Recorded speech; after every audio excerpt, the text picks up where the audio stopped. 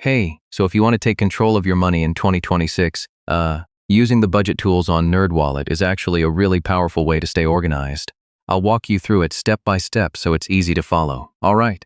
First, open your browser or app and sign into your NerdWallet account using your email and password.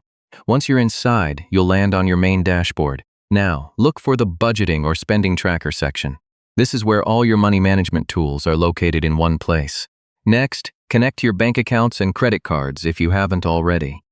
This step is important because it allows NerdWallet to automatically track your spending and categorize transactions. After that, set up your monthly budget. You can create categories like rent, food, transport, bills, and entertainment. Assign a spending limit to each one based on your income. Now, once everything is set, you'll start seeing your real-time spending updates. It shows how much you've used and how much is left in each category.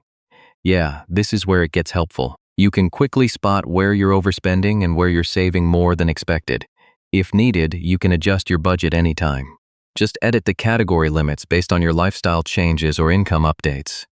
You'll also get insights and suggestions showing your spending habits over time, which helps you make better financial decisions.